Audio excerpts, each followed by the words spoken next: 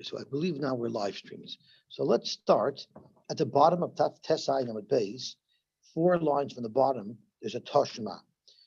So let's just refresh our memories. As we said before, Rav holds, he understood that Yosy ben Yezer Streda, who said that there's no tumah of mashkin in the Beis Hamikdash, Rav understood that that meant it cannot become tamei and it cannot make anything else tamei. So there's no tumah at all. And the Gemara asks the kasha from an incident where Chagai, at the beginning of the second Beis Hamikdash, was going to test the Kohanim to make sure they understand the halachas of tumah and tahira, so that when they start operating the Beis Hamikdash, they won't cause things to become tamei because of their lack of understanding of how these halachas work. So this was the test that he asked him. He asked the Kohanim, Hein Yisa Ish Basar Kodesh B'Knaf Bigdai. If someone had Basar Kodesh, which Rashi tells us means a sheretz, something that's tamei, because Kodesh is something that you separate yourself from, so it's used sometimes to represent something that's tamei. So if someone had a sheretz in his beged, now we know a sheretz is a rishon, is an avatoma. A sheretz is an avatoma. The naga beknafai el halechem, and then bread touched this sheretz, so now it becomes a rishon l'toma. Vel hanozit, then the bread touched some type of cooked dish, which would make the cooked dish into a sheni. Vel hayayin, and then the cooked dish touched water, which would make, touched wine, which would make the wine into a shlishi. And then the wine touched vel shemen or vel kol maichel. Then the wine, which was a shlishi l'toma, touched some other thing. What would the halacha be? So we know the halacha is that by kodesh, tuma goes up to a revi l'toma. So in fact, if I would ask you, or you would ask me, the answer would be, of course it's tamei, it's revi l'kodesh, and you're not allowed to use it. So if the dam became tamei, or if the basar became tamei, you wouldn't be able to spritz it, you wouldn't be able to be akriv it. But what did they answer? They said it would not be tamei. So the way Rav understood it, they were wrong, because they didn't realize that a revi by kodesh is going to be tamei. The problem is, according to Rav, the way he understood, Rabbi Yosy ben Yezer Streda, that mashkin in the Beis Hamikdash cannot become tamei. So what is this whole test? Vel hayayin vel hashemen, it would never have contracted any tumah. The moment the nozid touched the wine, the game is over. There's no tumah at all. So you have a raya from this story in Navi that nobody can argue with. From the story in Navi, you have a raya that yayin and shemen in the Beis Hamikdash would become tamei. So how could you argue that Rabbi Yosy ben Yezer Streda holds that liquids in the Beis Hamikdash would not become tamei? So the Gemara says, V'omar Rav said that ishtabish kahani, the kohanim were wrong. That means the kohanim said that it would not be tamei, while in essence, really, it became a reveal of tumah. Now, if Rav holds that by yayin and shemen there's no tumah, then the kohanim who answered Chagai Hanavi that these things are not tamei would have been correct, because once yayin and shemen gets in order, the tumah stops. Yet Rav said that the kohanim were mistaken, and in fact it does become a reveal of tumah. So doesn't this prove that in fact mashkin in the Beis Hamikdash do become tamei? Zok to Gemara, midi hu taima elul Rav. This is all Rav, because it's only Rav who said that mashkin in the Beis Hamikdash are not tamei, and it's Rav who said that these kohanim made a mistake. Well, guess what? When Rav told us to explain Rabbi Yosy ben Yezer Streda that mashkin cannot become tamei at all in the Beis Hamikdash, he wasn't speaking about any mashkin in the Beis Hamikdash. He was only speaking about specific mashkes, specific liquids in the Beis Hamikdash, and he was referring to mashki base mitvachaya, mashkin that are in the butchering area, which would include dam and it would include mayim.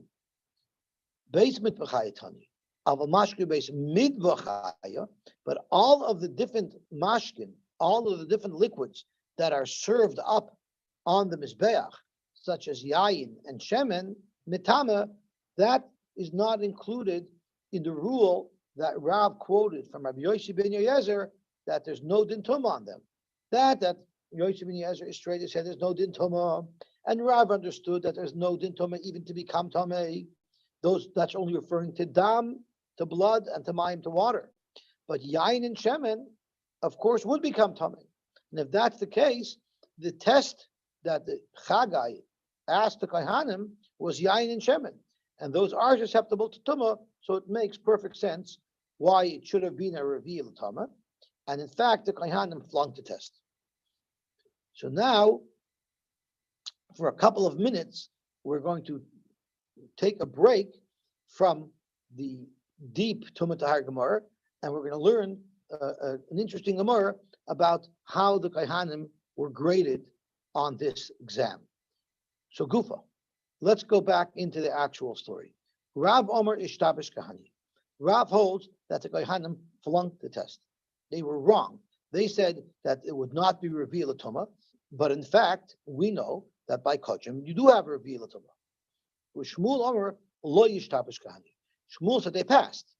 So we don't understand how they passed. We're going to have to understand in a second, because the question was, is there a reveal Tumah? And the Kohanim said no. So Shmuel obviously must have understood the question differently. So we'll get to Shmuel in a second.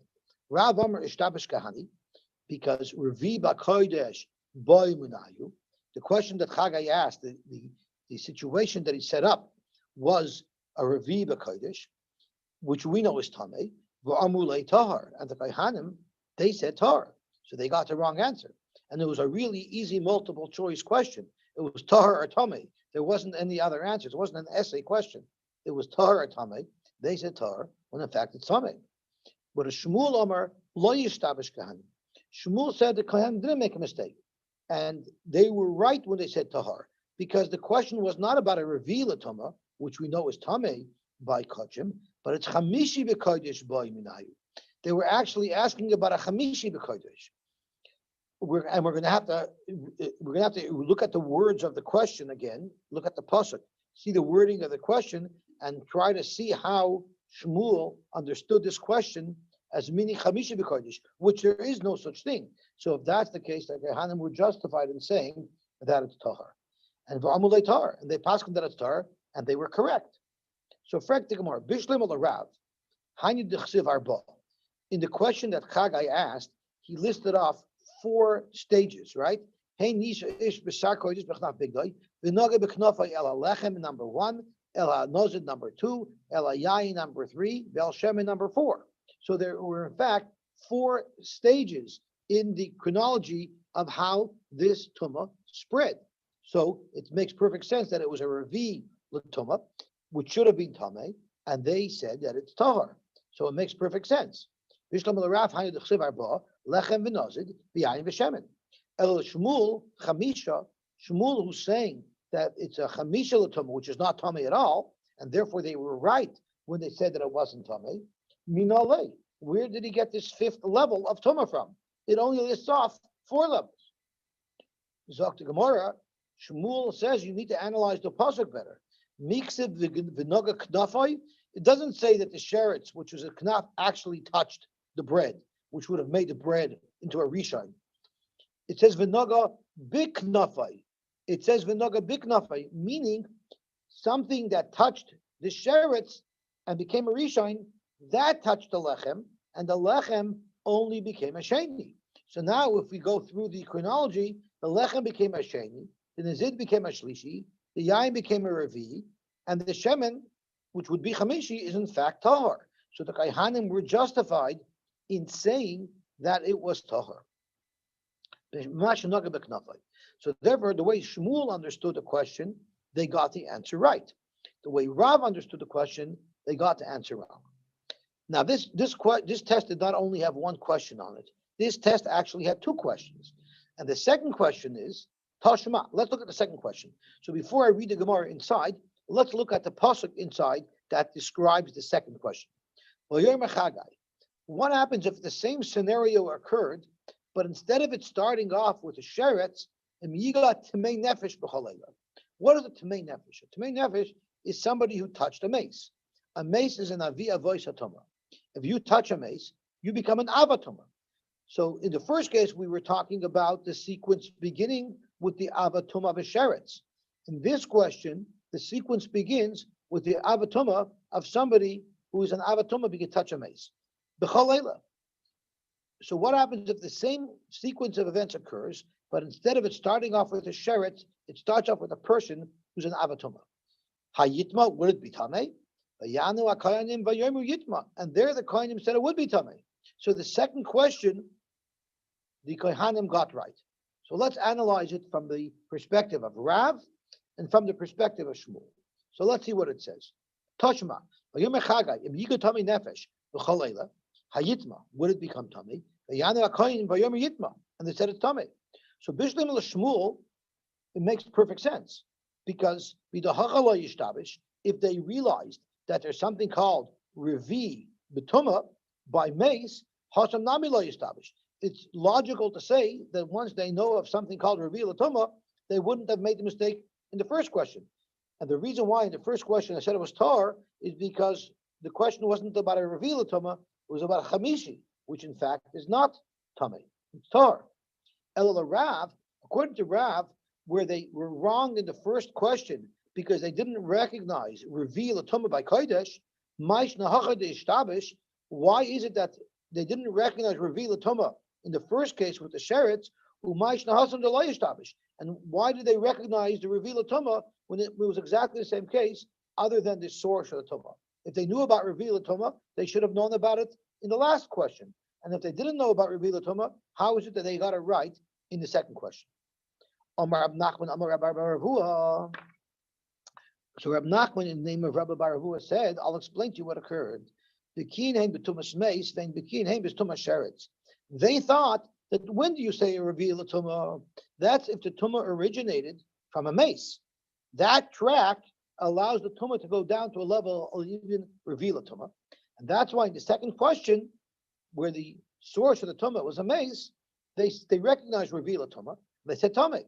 But the first question, which was the sheretz track, the source of the tumah was a dead sheretz. There, they didn't recognize that the tumah goes down to revi. They thought it stops at shlishi, and that's why they mistakenly said that the revi is going to be tahar. Ravina has another reason to explain how they made that mistake. Hasam revi hacha shlishi. In fact, the first case was a revi l'tumah, which they mistakenly thought was tahar, and they said tahar, but it was really tamei. The case of a mace is not a revi l'tumah; it's a shlishi l'tumah. And Rashi explains that when the pasuk said im yiga tmei nefesh b'chalela, it didn't mean a person that was an avatuma because he touched a mace, touched a lechem.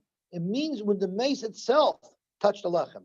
So therefore, the lechem would have become an av, and therefore the lowest level would be a shlishi. So they knew about shlishi, and that's why they didn't make the mistake. Now I have to do some homework because I have a kasha in my mind, and I didn't have a chance to look around. Maybe even Tosfos asked the kasha. That is, as far as I know, an oichel could never become anything higher than a rishon. I believe Tosfos does say that. The chol davar she'ein lo tar b'mikvah eini nasa avatuma. So Tosfos deals with the kasha, how it's possible for the lechem to have become an avatuma. So Zok the Gemara Vaitim. Toshma. After the test, Chagai had to report to them their test results. So let's look at the pasuk to see what the results of the test was. Was it a passing grade or was it a failing grade? It says Vayan Chagai Vayomer Kein Hamazeh V'Chein HaGoyazeh L'Fnei Hashem Num Hashem. This is now I see what I'm dealing with. V'Chein Kol Ma'isi Yedei Mashiyakrivu Sham Tamehu. Whatever work these Kohanim are going to do is going to become tamei. You flunked the test, and you're going to mess everything up, so we have a problem. So Chagai, in fact, announced their results that they flunked the test.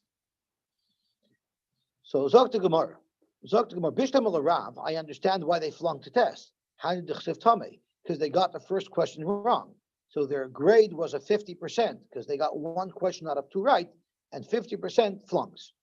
Elul Shmuel. According to Shmuel, who understands that they got both questions right, Amai Tame. Why in the world would Chagai tell them that you're going to mess everything up and everything's going to be Tame, if in fact they knew their stuff? They got 100, they got snake eyes on the test. Zok Gemara, maybe you're not reading the pasuk right. Maybe when you read Tamehu, it's not Tamehu as a statement. It's Mu'kamatama. Tamehu, with such a group of people, could we even have a chash of Tuma? No way. So for sure, they've passed. Zok Gemara, it's not logical to say that that's how he said it in a question form, because the pasuk says v'chein kol ma'asedeim, all of the work that they do, that seems to be mashma that Chagai was not asking it in question form. He was making a statement. So therefore, we have a big problem. According to Shmuel, where these Kohanim got everything right, why is it that Chagai flunked them? Now, I remember growing up in Cheder, the Rebbeim would sometimes be a little angry. They give you a frask. And you ask the Rebbe, why did you give me a frask? I didn't do anything wrong. He says, no, you did this and this. He says, no, it wasn't me, it was somebody else. So the Rebbe wouldn't apologize. The Rebbe would say, you probably did something else. You probably deserve it. Or you'll probably do something later today that'll make you deserve it. So I'm happy I gave you that frask. So Amar Mar Zutra, you know why Chagai flunked the Kohanim?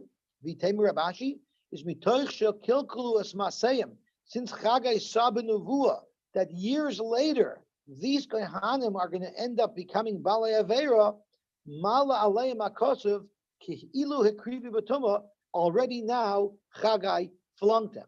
So basically, they took a test that they had no chance of passing anyway. Because Chagai already knew before they took their test in Nevuah that these people are going to do Aveiros. And that's why he flunked them.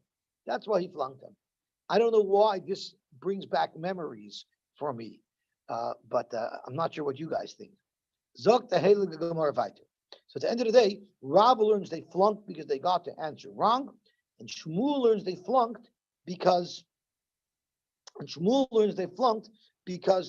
even though they had the right answers, but they had the wrong attitude, and therefore later on they were going to do a verse, and that's why they were disqualified. Gufa. So let's stop for a second. Right at the beginning of the daf, we had a problem with Rav because the questions that Chagai asked prove that Yain and Shemen, which are mashkin, could become tamei. And how would that be consistent with how Rav understood Yosy ben Yezer's Shreda, who said that mashkin in the Beis Hamikdash do not become tamei? The Gemara answered that according to Rav, Rabbi Yosy ben Yezer Shreda wasn't referring to any type of mashke in the Beis Hamikdash that has no tumah. He was referring to dam and mayim, which are the type of mashkin that you find Beis Mitbachaya, in the butchering area. But liquids that are Beis Midbachaya, that are offered up on the Mizbeach, those in fact are susceptible to tumah. And that was Rav Shita. And we're going to now delve into that and see how what you hold about that impacts the rest of the sugya. So it involves a little bit of cheshbon, so we have to focus. Gufa, Rav Tani, Mashki Beis Mitbachaya. Rav says that the only types of liquids in the Beis Hamikdash that are resistant, that don't have tumah, are dam and mayim. But yain and shemen do have tumah. The Levi Tana, Mashki Beis Midbachaya. Levi had a different opinion of what Rabbi Yosy ben Yezer Shreda says. And he understood Rabbi Yosy ben Yezer saying that there's no tumah at all to any mashkin, even yain and shemen. Because Beis Midbachaya means anything, Beis Midbachaya means any mashkin that are offered up on the Mizbeach. So yain and shemen are offered up on the Mizbeach. So Zokmer Levi. Levi, you understood that whatever Rabbi Yosy ben Yezer Shreda said, it applies to all mashkin. Hanicha Yisvir like a Shmuel. We reviewed this earlier today, and we learned this yesterday, that Shmuel's opinion of how to understand Rabbi Yosy ben Yezer Shreda was not that there's no tumah at all. Rather, these mashkin can become tamei, they just cannot convey tumah to another thing. So if a Levi holds like Shmuel, that all mashkins can become tamei in the Beis Hamikdash, but all mashkins cannot be matama other things, So Hanich Yisraelik Shmuel the Omar Dochen Milatama Tumas Acherim Aval Tumas Atzman Yesh Lahen. They do become tummy themselves, which would mean even though Yayin and Shemen are in the group of things that don't become tummy, it doesn't mean they don't become tummy. They do become tummy. They just cannot be matam other things. Mishkachas law, the question, the exam offered by Chagai would be the Nagi Kula Barishon. Because let's think about it. The way we understood the Shaila that Chagai asked, the scenario that Chagai painted for the Kohanim, was it was sequential. First, the Avatuma, the Sheret, touched the Lechem. Then the Lechem touched the Yayin. And then the Lechem touched the Nozid. Then the Nozid touched the Yayin. And then the Yayin touched the Shemen. Well, let's think about it. When the Nozid touched the Yayin, it made the Yayin Tameh. Because we're learning like Shmuel now, that Rabbi Yosy ben Yezer didn't say that Mashkin cannot become Tameh. They just cannot convey Tameh. So then when the Nozid touched the Yayin became Tameh. But when the Yayin then touched the Shemen, it can't become Tameh, because the Yayin would not be able to convey Tameh the way we're learning.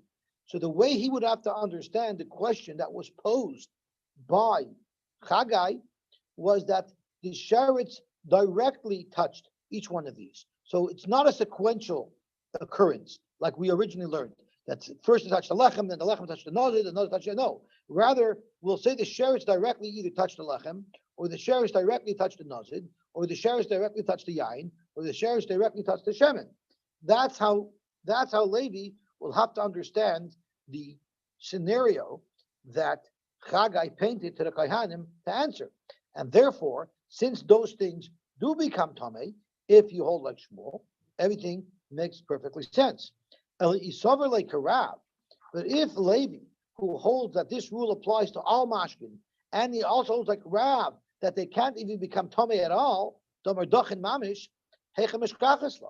the whole case doesn't make any sense. Because even if the Sheretz directly touched the Shemen or directly touched the Yayin, it would not become Tameh.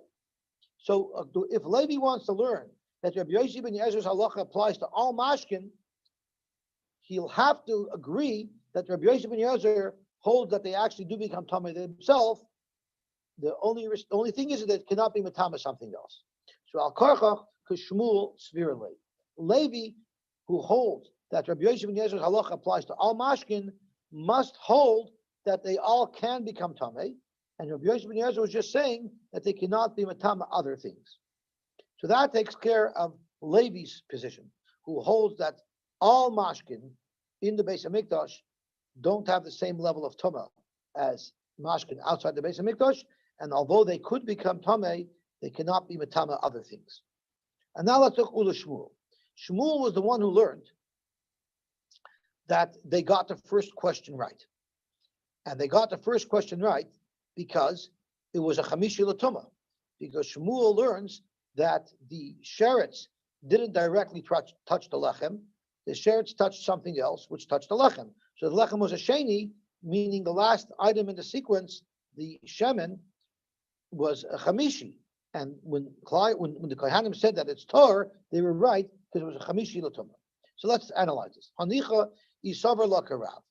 If he would hold like Rav, the Tani Mashki base mitbachaya, who learns that the only thing that are exempt from tuma are dam and mayim, but al mashke mitbachaya, but yain and shemen would be susceptible to tuma, then it would make sense. The whole rule that Rabbi Yosy ben Yezer said that Tumah doesn't apply to is only Dam and Mayim. But Yain and Shemen has all the regular Tumas. So therefore, it makes perfect sense here why Shmuel said that Reviu Hudalai Ovid Chamishi. That's why it makes sense that all the Tumah went down from one to the next, which means the Lechem became a Rishon, in fact, and the way Shmuel learns, the Lechem became a Sheni, and the Nozid became a Shlishi, and the Yain became a Revi, and the Shemen did not become a Chamishi. And that's what Shmuel said happened, and therefore he feels that they were correct. The kind were correct. Hashlishi Abed, but it could become a Shlishi Latuma. Hashlishi Abed Revi, but the Shlishi could have made a Revi. It's just that here we're already at the next level. Elisaver like Levi. But if Shmuel, who holds that they got the first question right, because it's talking about a Chamishi Latuma, if he holds like Levi, the Tani Mashki Beis Midvachaya, who learns that there's no Tuma at all, even to Yain and Shemen, my ear you reveed the Ovid Chamishi.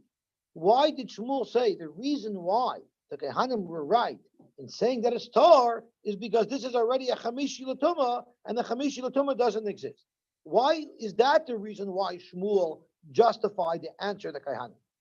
Afilu Sheni Ushlishi Nami Lo Avdi. According to Levi, that there's no din tuma on any type of mashkin, yain or shemen, then they're for sure right that it's tahar because they don't become tummy at all. Shmuel said the reason why the Kohanim were right is because it was a chamishi l'tumah. If it doesn't become tummy at all, then they're right because it doesn't become tummy at all. So al korach must be that Shmuel karav svirle. Shmuel must hold like Rav that although dam and mayim in the Beis Hamikdash do not become tummy, yain and shemen in the Beis Hamikdash will become tummy. Now this was a little bit complex, but now we can go back to an easier Gemara. So let's just review. Rav and Levi had this disagreement. Yosy ben Yezer is straight and said, mashkin in the Beis Hamikdash don't become tummy. The question is he referring to any type of mashkin, which would be dam, mayim, yain, and shemen, or is he only referring to dam and mayim, but yain and shemen would become tummy? That is the machlokes. So the Gemara says Tani Kavasa the Rav, Tani Kavasa the Levi. We have a brayso that supports Rav's position that it only applies to dam and mayim, and we have a brayso that supports Levi's position that it applies to all four dam, mayim, yain, and shemen. All four of them cannot become tummy. So let's look. Tani Kavasa the Levi. We're first going to have a brayso that's going to show that none of the mashkin in the Beis Hamikdash become tummy, not dam, not yain, not yain, not shemen, not dam, not mayim. Because it says as follows: Hadam v'hayayin v'hashemen v'hamayim mashki beis midvachaya. All of the different liquids that you might find that's in the service of the mizbeach, shenitmu b'fnim, that they came into contact with the sheretz in the Beis Hamikdash. We know they don't become tamei. But even if you then took them out, tahirin. So here it's interesting. I could have a jug of wine. If a sheretz touches it in the Beis Hamikdash, it does not become tamei. But if that same teretz touches it outside of the Beis Hamikdash, it doesn't become tamei. So what if the sheretz touched it in the Beis Hamikdash? It doesn't become tamei. And now I take the jug out. Do we say now it loses its protection of the Beis Hamikdash and it becomes tamei? No, you don't say that. Because since when it came into contact with the sheretz, it was in a protected zone. It was in the Beis Hamikdash. It's not tamei. It remains tar. But what happens if nitmu b'chutz? What if you had a jug of wine that was not in the Beis Hamikdash and the sheretz touched it? Surely it becomes tamei. What if I now bring it into the Beis Hamikdash? Does it get that Beis Hamikdash protection? Tamein, it does not. Once it contracted tumah outside of the Beis Hamikdash, it keeps that tumah, and you're not allowed to bring it in. But if you bring it in, it remains to be tamei. So from here you have a very simple raya. Since the list of items that are not susceptible to tumah is very clear, it says dam, yain, shemen, and mayim. Clearly, that supports Levi, which includes all of the four mashkin that are not susceptible to tumah in the Beis Hamikdash. Now the Gemara is just going to attack this brayso a little bit, not relevant to our sugya. So the Gemara asks, you're telling me that if a sheretz touched the jug of wine in the Beis Hamikdash, and then you took the jug of wine out of the Beis Hamikdash, you're telling me that it doesn't become tamei automatically because it lost its protection? Any is that so? Well, Amar Rabbi Shua ben Levi, mashke beis midbachaya lo yamru dochen ela b'mchayma. This rule that we said that the mashkin in the Beis Hamikdash doesn't become tamei, that's only b'mchayma when they're in their place, when they're in their protection, when they're in the embassy, when they're in the Beis Hamikdash. But once they remove themselves from the Beis Hamikdash, once the wine is taken out of the Beis Hamikdash, then the regular rules apply to them and they become tamei. My love, wouldn't this indicate lemute nitmu b'fnim v'yitzion l'chutz? Wouldn't this say that once I take the wine out of the Beis Hamikdash, it automatically becomes tamei because it loses its Beis Hamikdash protection? So Dr. Marloi, that's not how you should interpret it. Rather, lemute nitmu b'chutz v'chnisim b'fnim. All Rabbi Shua ben Levi means to say is that if it became tamei, if the wine became tamei, it came into contact with the sheretz outside of the Beis Hamikdash, bringing it into the Beis Hamikdash won't change that. But it's mashma bim only when it's in its original place. The only time the Beis Hamikdash provides the protection from tumah is only when the jug of wine is in the Beis Hamikdash. That's not what it means. What it means is bim is important as the location where the wine came into contact with the sheretz. So you only say that the wine remains tar if its original exposure to tumah occurred in the Beis Hamikdash. Then we say it doesn't become tamei, even if the jug of wine leaves the Beis Hamikdash. Okay, now let's go back to our sugya. Tanya Kavasa the Rav. Remember, Rav said that the only liquids that are exempt from tumah are dam and mayim. But in fact, yain and shemen are like anything else, and they will become tamei. And that's exactly what the Brisa says. This adam v'mayim mashke beis mitbachaya, only mashkin that are involved in the butchering process, shenitmu that became tamei, bein bekalim, bein bekarka taharim, they will be tahar. So that's the raya. Since the only items that are tahar in the Beis Hamikdash are dam and mayim, the Brisa doesn't mention anything about yain and shemen, which would indicate that they would be tamei. So this supports Rav's position that the exemption from tumah only applies to dam and mayim, which takes us to the end of this sugya, and now we're going to get into a different sugya as to how the water and the kelim work. Because it says over here, it doesn't make a difference if the water is in a cup or if the water is on the ground. Either way, it's tahar, because there's no tumah on dam and mayim in the Beis Hamikdash. But now we're going to discuss what differences are, if any, between if the water is found in a keli, meaning it's not mechubal karka, it's in a jug, versus if the water is in a puddle on the ground.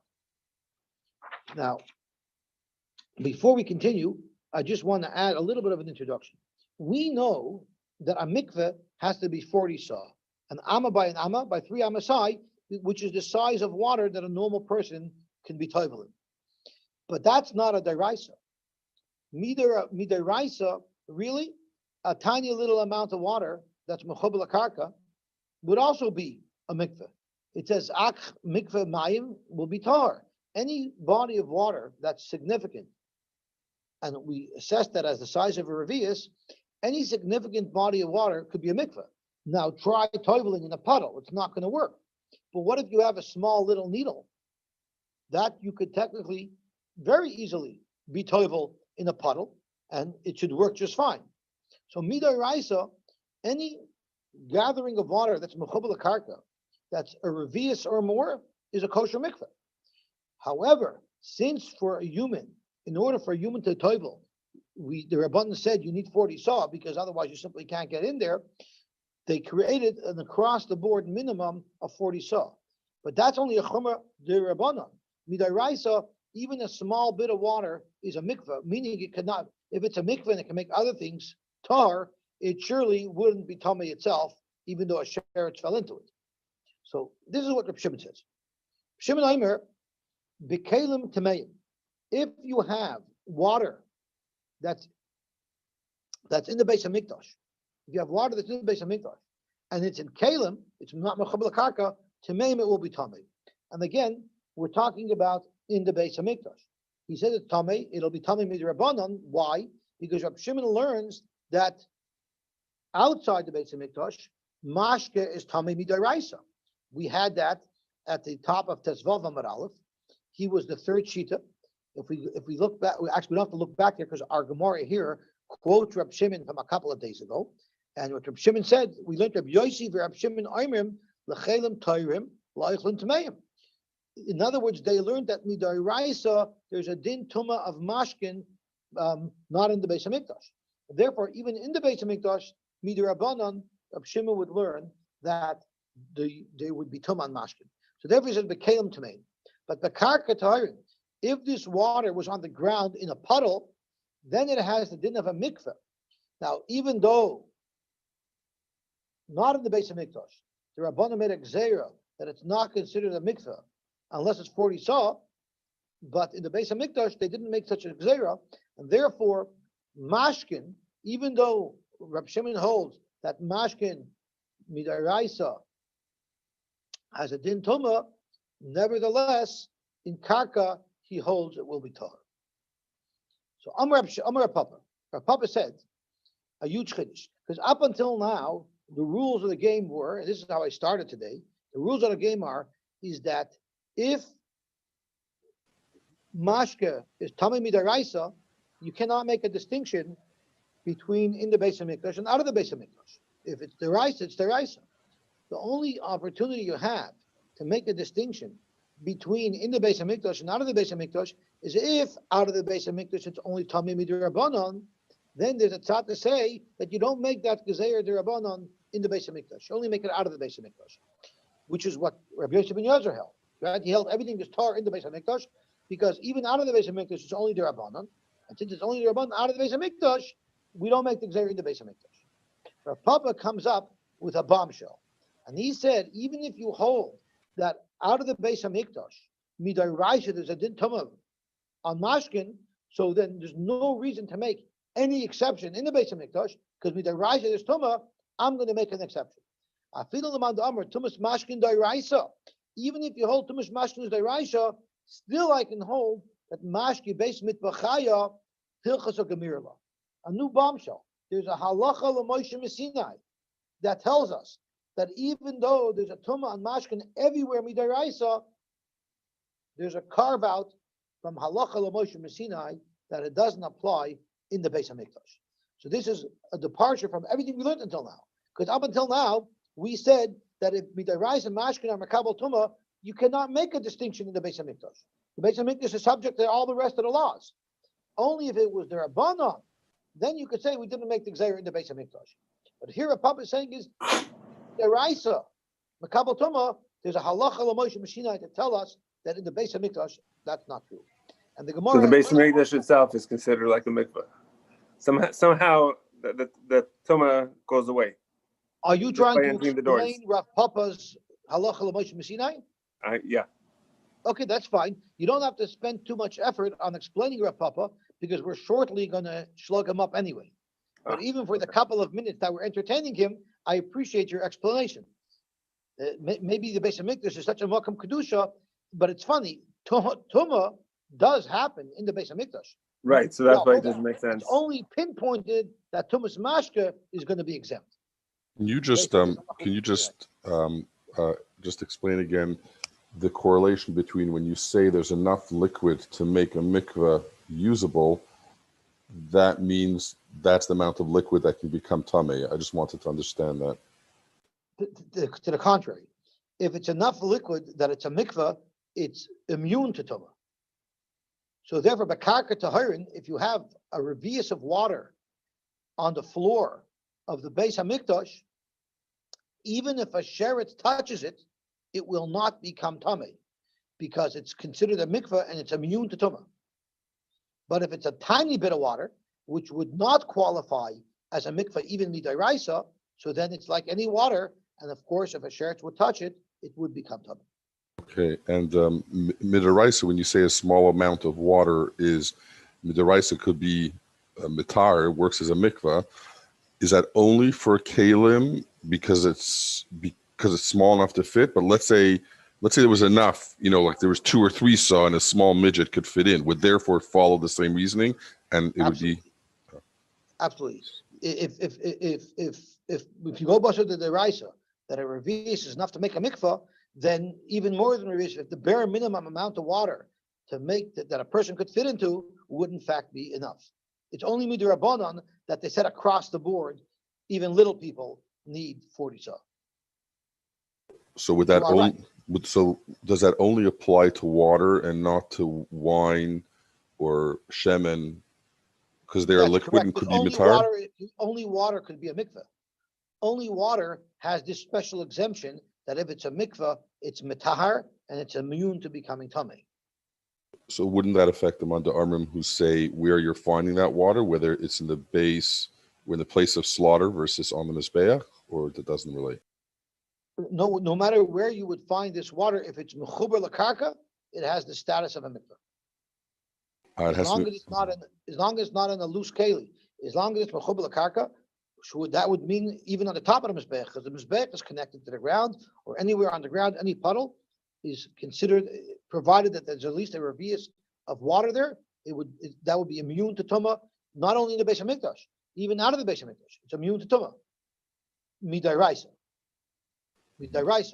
Midarabanan, it will be tame, but that's only not in the Beis Hamikdash. In the Beis Hamikdash, where midaraisa to mikvah, it will not be able to be tame. Okay, so let's see. So that's what Rav Papa said. Rav Papa said a bombshell halacha that you could say that normally even midaraisa mashkin are tame, but the Beis Hamikdash is exempt. And the Gemara has two kashas on Rav Papa that undoes him. Amalei Rav Huna bered Rav Nosson Rav Papa. It makes no sense what you're saying, because what did we quote from Rabbi Elazar? Rabbi Elazar said, and this we learned on Daf Tesvav Amud Aleph, Ein tuma lemashkin koliker. Rabbi Elazar made a blanket statement. There's no midaraisa, there's no tumas mashkin, even in chulin, even not in the Beis Hamikdash. How do I know that? Teda, my proof is Sharai Hayid Yosy ben Yezer is treda al mashke beis mitbachaya dachen. What was Rabbi Elazar's proof that there's no daraisa tumas mashkin?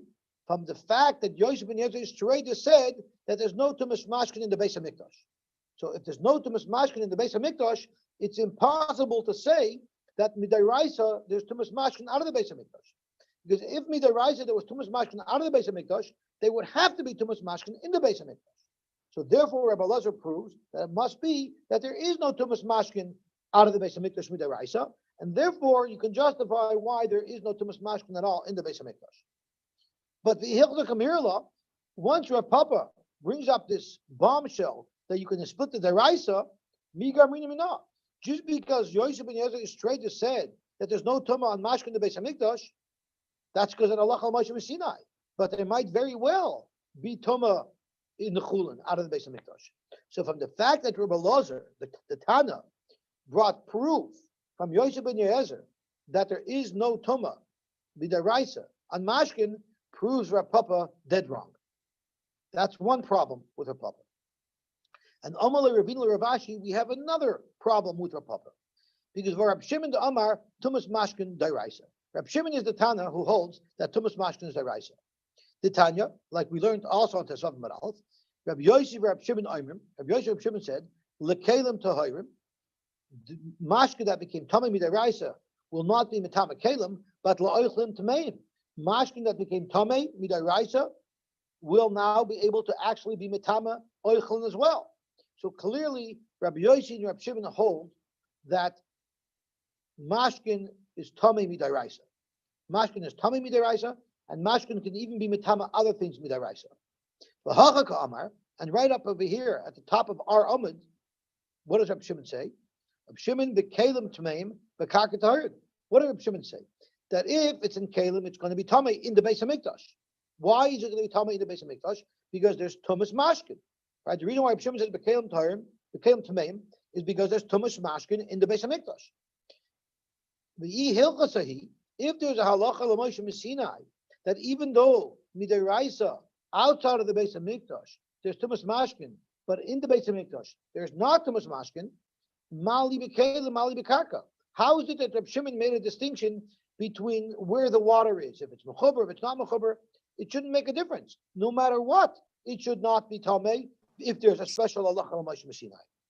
Zok Gemara kasha, and what Rashi tells us as kasha means is when Rav Papa made this statement that it's a halacha l'Moshe Sinai, he was unaware of these two brises that the Gemara just asked him from. And in fact, once he became aware of it, he backed down from his comment that it's a halacha l'Moshe Sinai, which is pretty awesome. It says over here, the Kasha Rav Papa, and then Rashi says over here, Kasha Gashin Hadra Rav Papa Lav Milsi. Rav Papa is, we should not listen to what he said. The Amra, when he said it, Lava Daite, he didn't know what he was talking about. He forgot these Mishnayos. The reason why this is very surprising to me is, if you're going to say that something is halacha l'Moshe Sinai, I would assume your Rebbe told you that. You know it from somewhere. It seems like Rav Papa suggested this svara on his own. Maybe there's a halacha l'Moshe Sinai to make hektish different, and we proved him wrong from the brises. So it's pretty awesome that I would assume no one would dare declare something as halacha l'Moshe Sinai unless they had it the Kabbalah on their Rebbeim. But it seems Rav Papa was happy to make that declaration, and once we showed him that the brises disagree with him, he backed down from his hypotheses. Okay, now we're going to go start a new Gemara.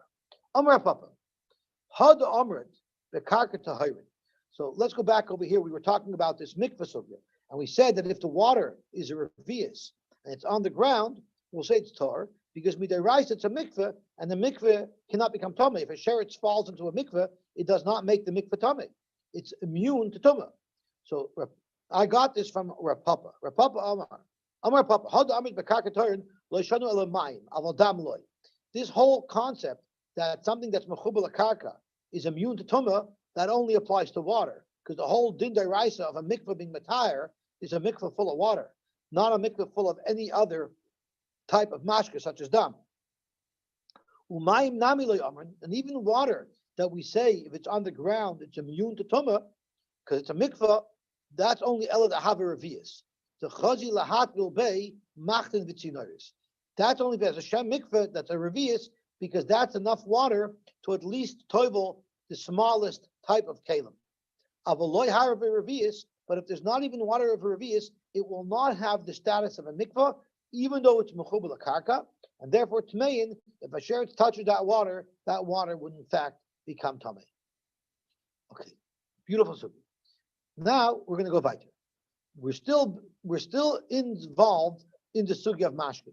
And we're going back to 2 blot ago, where we had this machlokes, where Reb Meir said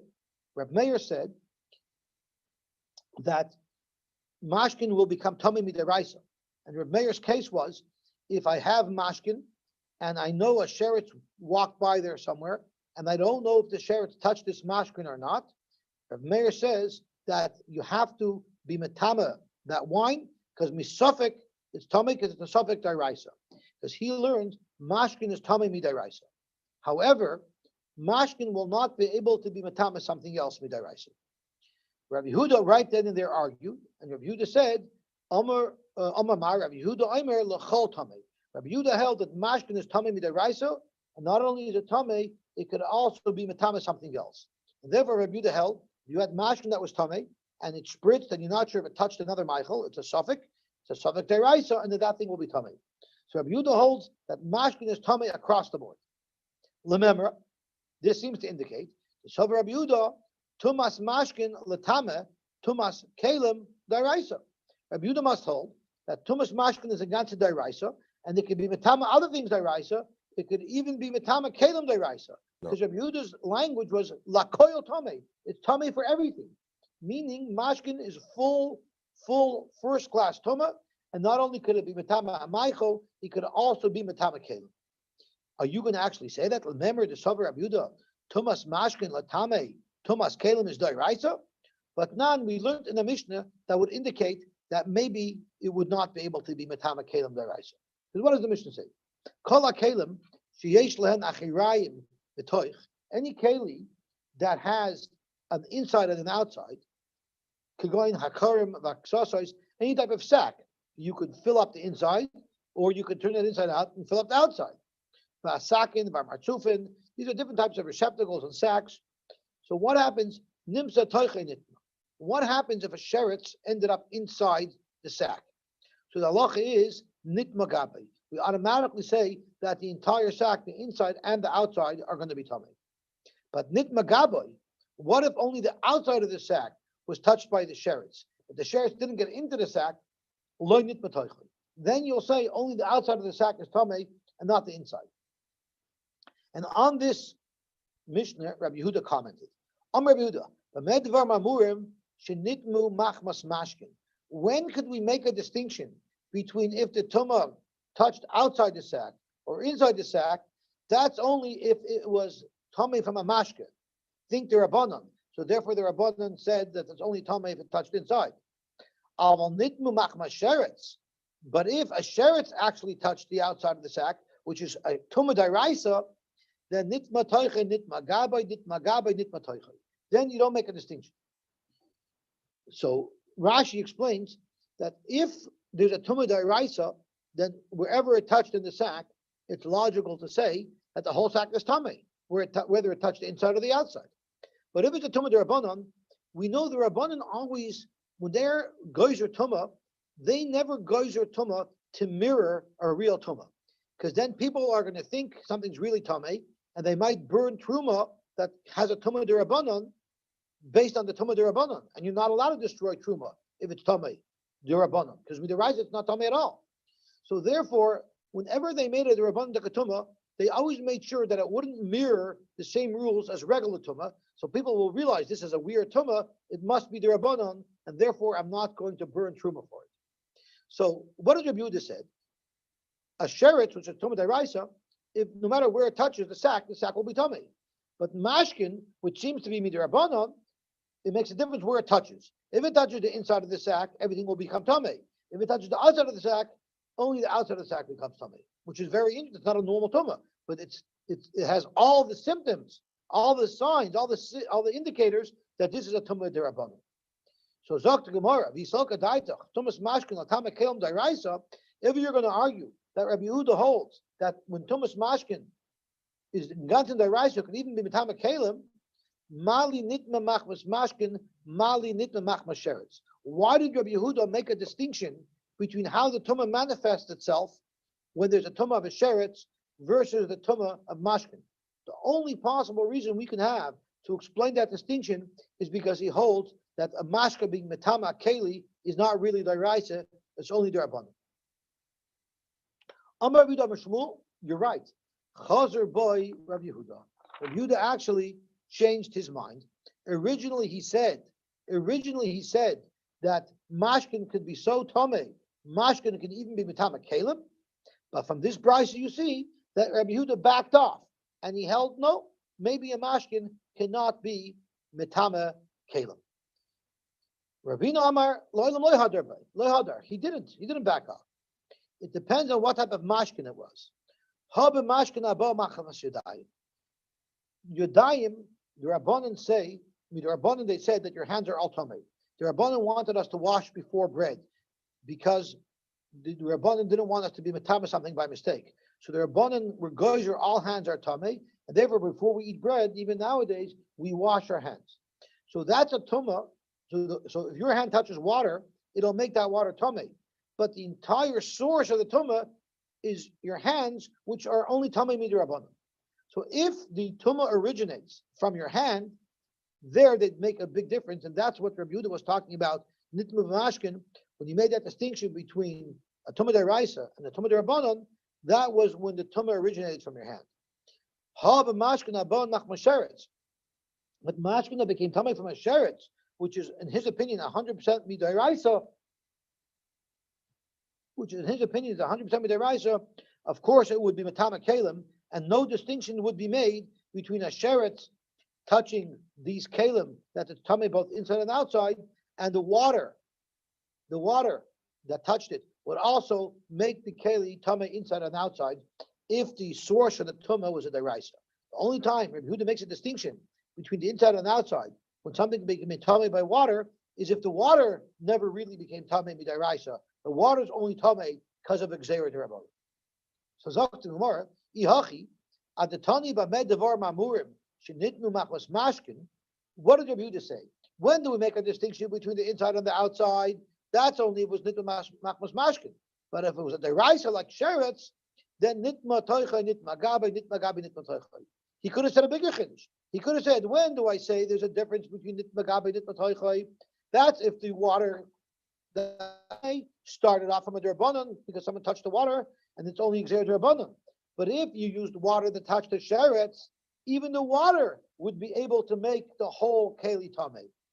So Zok to Gemara, Yihachi at the Tani b'med devar ma'amurim shenitnu machmas mashkin live like velista b'didah. Rabbi Yehuda should have said a bigger chiddush. Ma'med devar ma'amurim, that you split the inside of the sack from the outside of the sack. That's b'mashkin aboin machmas yadayim. That's if the mashkin that were metamid, its whole tumah only came from a tumah d'Rabbanan of tumah shadayim. But But mashkin that tamei midaraisa, because it touched the sheretz, there nit matoichai, nit magaboy, nit magaboy, nit matoichai. So clearly, you see from Rabbi Yehuda that he backed away from his shita, and machavida kedishanini meikara that chazar by Rabbi Yehuda. So Rabbi Yehuda in the brisa from Tesvav Amar Aleph said that a mashkin could become tamei and can even be matama kalim. From this brisa, you see that he backed off. That mashkin midaraisa will not be matama kalim, and that's why the characteristics of the tumah from mashkin are different than the characteristics of a tumah from a sheretz, which is a deraisa.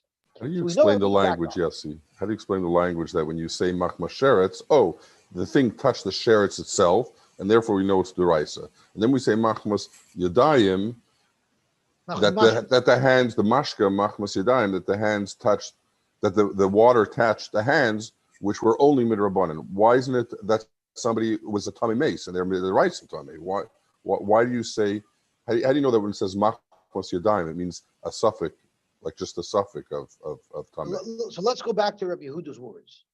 Amar Rabbi Yehuda, Amed Devar Mamurim. When do we say this halacha? So let's see what the Chum said. The Chum said, Nitma toichai, nitma gaboy. If the tumah touched the inside of the keli, automatically the outside of the keli becomes tumah as well. Everything becomes tumah. But nitma gaboy, if the tumah only touched the outside of the keli, nitma toichai, the inside of the keli won't be tumah. So if you just said this abnormal tumah, because normally if something's tummy, it's tummy. You can't be halfway pregnant, right? Normally the whole thing would be tummy. So this abnormal tumah, it only applies shenitnu machmas mashkin. How did the keli become tummy? Became tummy machmas mashkin. So those are the words that Rabbi Yehuda used. Rabbi Yehuda never mentioned anything about yadayim. He just mentioned if it became tummy machmas mashkin, then you have this unusual tumah. So what was your question? How did you know that when it uses the word machmas yadayim, it's referring to a rabbanan tumah, and it's not a midaraisa tumah? Like, yadayim, your hands could be tummy midaraisa. You touch a mace, you're tummy midaraisa. A good question. The answer is that Rabbi Yehuda didn't say yadayim at all. Rabbi Yehuda said mashkin, and we're speculating when he said tumas mashkin, what type of tumas mashkin was he talking about? So it could mean anything. It could mean that the mashkin touched a mace on one end of the spectrum, and it could mean the mashkin touched a hand that wasn't even tummy midaraisa, was only tummy derabban. It could mean anything, and we're trying to decipher what it means.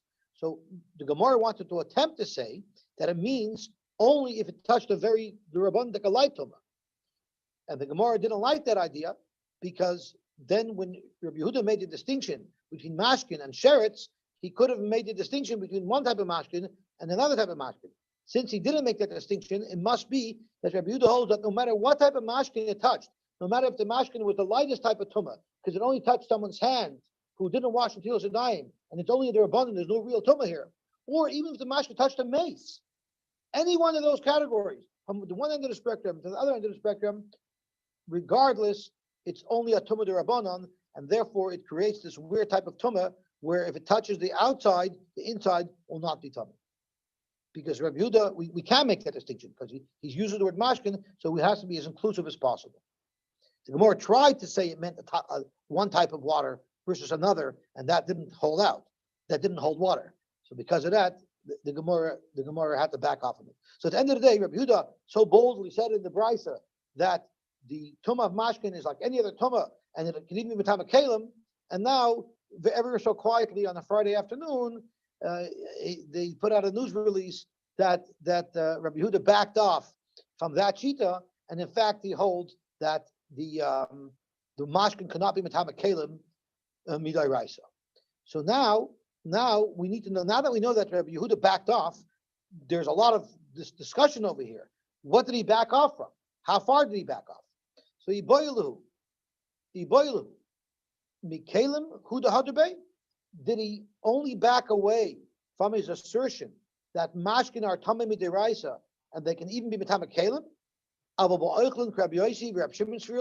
But he still holds that mashkin will become tamei midiraisa and it could be matama another food, or maybe Rabbi Yehuda totally backed out of his position and holds that mashkin cannot be matama anything, which is like Reb Meir.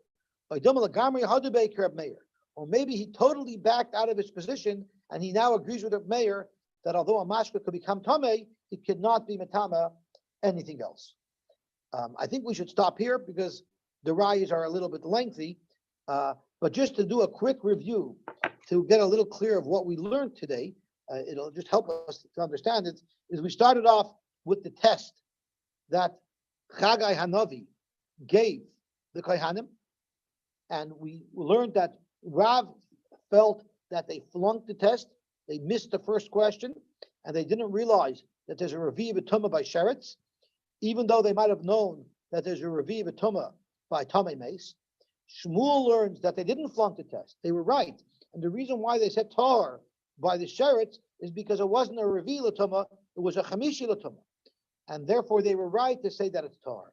And then the Gemara said, according to Shmuel, why did Chagai flunk them? And we learned he flunked them because of the Verit that he'll do later. Like the Rebbe who patches you when you didn't deserve it. And he says, yeah, you probably did something to deserve it. And if you didn't, you'll probably do something to deserve it.